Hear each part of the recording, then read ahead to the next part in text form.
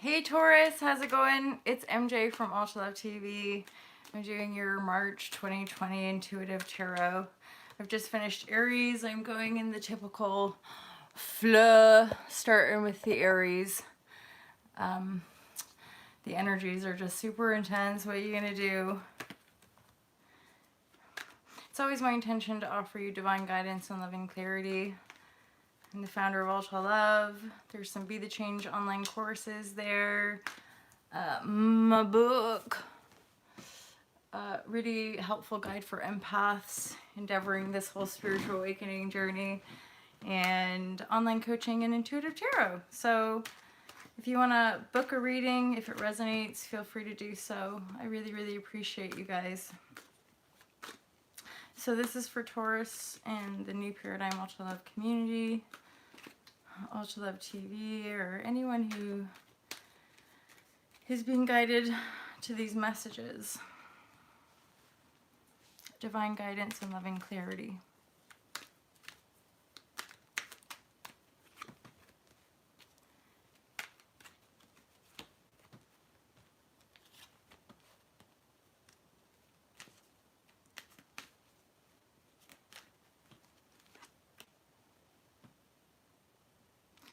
So Taurus, it looks like there's a message that comes in and it triggers this feeling of uncertainty around your working life, a potential new beginning. It feels like there's actually a lot going on. Emotionally speaking, there might be like some opportunities coming in, and it's throwing you off a little bit, and you're just feeling like you're at a crossroads, certainly when it comes to your working life, and like setting the tone for going to calmer waters and moving to this more peaceful place. Three of Pentacles reverse is sometimes signals to me this sense of like giving our power away to other, and or simply getting bad advice. Queen of Swords has just popped up. There's also this Page of Wands, a messenger energy, and a fire sign. This could be, again, a creative project. It's to do with your working life. It feels emotionally like there's a lot going on for you. You're anticipating this new beginning, but it feels like you're really uncertain. And then this Queen of Swords comes in. So this is an air sign. Again, you can kind of, in general readings, cross over the genders. But this Queen of Swords initially does feel like a person coming in, and or energy that you're wanting to embody around making a decision.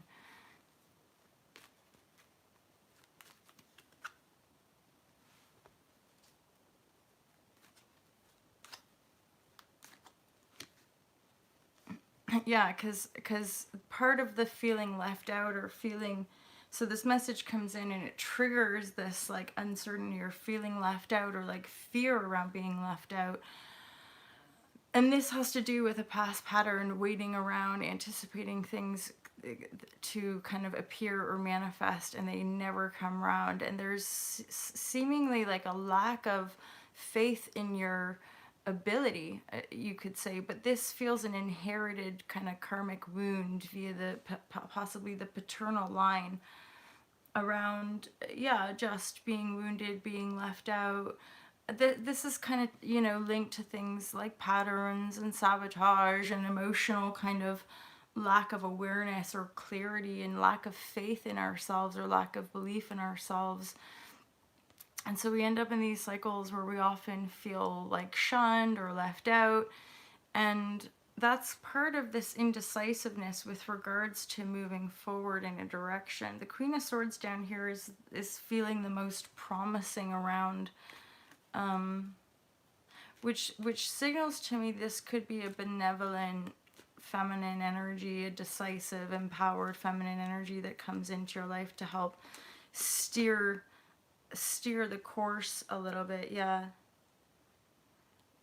And it could be actually that this feminine energy is assisting you to become more connected to your emotions. before any big shift happens with the work life or the new potential new beginning.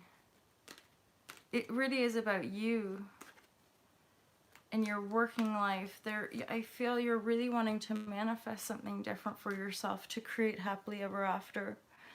Some of you it is a relationship, but then of course because of the energies, and there's been such deep healing around self-worth and self-love, there has been certainly a generational shift around love, marriage, and relationship, you know, via these perspective shifts, which is why a lot of us might find ourselves at these different crossroads around our working lives and our romantic lives. The Queen of Swords energy is taking you into this King of Cups, which there again, it feels like stuff you're working on within yourself. Decisiveness via owning your emotional awareness, right? Because I feel you do want to create this happily ever after. That's where you're wanting to go. It just the energy kind of, I guess, moving into the month or mid-month is just throwing you into this like, I have a decision to make.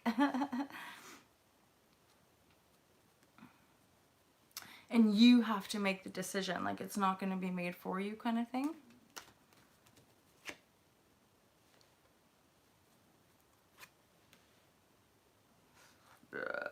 Taurus. So this is the heartache card around the decision as well, leaning in the past. So the sun's shining on it, which tells me this is like divine healing to take you to a new level, to bring you to this new perspective. But it is deep stuff. So that page of that, this sort of fire sign coming in and triggering an upheaval on an emotional level that makes you feel left out. It's triggering these sort of woundings in your heart. And yet the sun is shining, and actually this is definitely the energy that we're in right now with all this Piscean reflection, dreamy energy. Mercury's in Pisces. I'm pretty sure we have a new moon in Pisces as I'm doing these readings, moving us into March, and that eventually will lift, right? So this really is like the final, as we go into the Pisces before Aries, right? This is the final phase of sort of reflecting upon what we're letting go of from that Piscean age, wounding. You know, these two cards are kind of like wounded cards, and we've had all this like Chiron, wounded healer stuff. So it's all like relevant. And the decisiveness card here is sort of, this is what's kind of bringing in these sort of karmic loops, or this like healing the paternal line to embody more of your emotional awareness and your decisiveness, like your ability to move yourself in that direction with conscious choosing, knowing that you're moving toward this happily ever after. This is the happily ever after card vibrationally feels like a little bit of a gap to close, a little bit of a, yeah, you know, it seems a bit of a dream to you right now, and yet it's here in the reading, right? So that always signals to me like the potential is there. Your embodiment with the emotional side and decisive side, and then like, because with that emotional work you can then acquire the faith to keep working at the working life, the projects that you want to work on. You do know it. I think as well, it could just be you tuning into yourself a little bit more, taking a bit of time to reflect, maybe go in nature. Like, there's something about you tuning into your purity and like knowing and trusting and moving in that direction. Yeah, because this throwing us off balance, there's this, it feels like all these opportunities being laid down for you is sort of triggering this sense of unease and throwing you off balance, because it means change, right? It means structural, foundational change, and so it's stirring up these emotional wounds. But then it's also, you know, the light of your awareness. The sun is shining on this as like a divine healing for you to move closer to that happily ever after. 10 of Cups, you know, it's like the best. Temperance reverse is saying, again, around this healing, it's like really, really take that time out. often if we don't give ourselves permission to heal, we end up right back in those same patterns, right? And or addressing that we're wounded even, but then when we address that we're wounded, that often triggers the deeper discipline, the deeper self-care. Sometimes, for myself, it's like really take some time out, deeper meditation, allowing total unconditional love, like all that kind of stuff. I just want one more card for Taurus.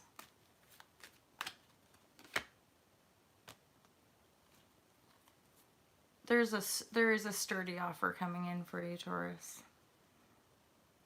The Emperor. I mean, this feels like your energy, really. And then I look down, I see this. It's this. This is a the completion ultimately of this heartache cycle. You'll be able to move forward. Certainly, you'll get that guidance. The Temperance here. It's like finding, as long as you kind of find that respite, find that time to restore yourself, you will really begin to feel more empowered as the energies pick up through the month of March. Yeah, it's over. It's behind you. It might have been or is a bit messy or feeling a bit messy still. This is another signal for that Eight of Pentacle reverse, is that all this emotional turmoil stuff, I feel, in triggering the deep healing has sort of taken you away from the work, and it feels maybe a bit stagnant. Your working life specifically feels a bit stagnant, and yet the reading is saying, it's just because there's this perspective and emotional awareness stuff that needs to shift for you to eventually kind of pick up the reins and move to these calmer waters. I'm hearing something about like you're going to be you're wanting to pull it into your awareness and kind of ease up a little bit on the working life and work on your faith, work on your emotional awareness, work on that vibrational awareness. Have fun, participate in life again in a way that feels creative and fulfilling for you, and not all about the work all the time. This ultimately is a phase of mastery for you and abundance. With that being said, right, easing up, pull it in rather than working so hard in that fixed way. That's a challenge for Taurus specifically. So there's abundance coming in. There's just definitely some sun shining on all of this healing. And yet before this sort of working new phase life thing or opportunities really start to anchor in a functional, grounded way, it's like there's this emotional perspective stuff that needs to shift, and that's going to kind of churn it all around. It's like also, instead of listening to other people, listen to yourself. You're the Emperor coming in here. You're the energy of like you're in command of you're in command basically of your universe, and you're owning that is starting to like pull in the manifestation. You really believe in your happily ever after. Know that this is a bit of a journey, a bit of a process to this next phase of your own spiritual mastery. Going out, having fun, participating, maybe sharing some of your gifts or something like that. But definitely the old duplicitousness and the heartache and these cycles of feeling left out with these masked characters and or our own masks that we wear, right? We're kind of closing that. I feel like it's already ended, weirdly. Energetically, it just feels like it's like the Pisces. It's again like we are over the worst of it, but there's still this final closing the chapter, shining light on the wounds, being like, I went through that. I don't have to carry whatever, whatever ceremony or thing that we're doing to ultimately let go of suffering, or cycles of abuse or what have you. And this is again your perspective, your mental perspective, your ability to make decisions, and anchoring in the kind of emotional sovereignty piece, healing these kind of karmic woundings, possibly familial, and then birthing these new opportunities, part and parcel of kind of easing up, putting the brakes on a little bit in your working life, taking these few days now into the early mid-March to just restore, reflect, like dream. Think about what kind of life you want to live and dream it up. Not listening to everybody all the time. That's kind of a doubt card as well. Like, we're feeling this doubt.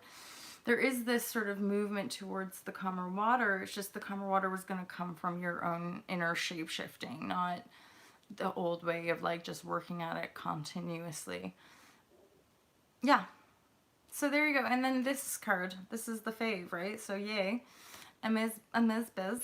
Okay, you guys, Taurus, that's your March 2020. Thank you so much for being here at megaappreciation.com. And I look forward to see you in sessions and private sessions or the crews. You can join the live share crew or the online yoga crew and get your intuitive hot love vibrashe fix in, yeah, a little bit more exclusivity. So have a great day. Have an awesome month of March, and I look forward to see you in April. Peace out, you guys.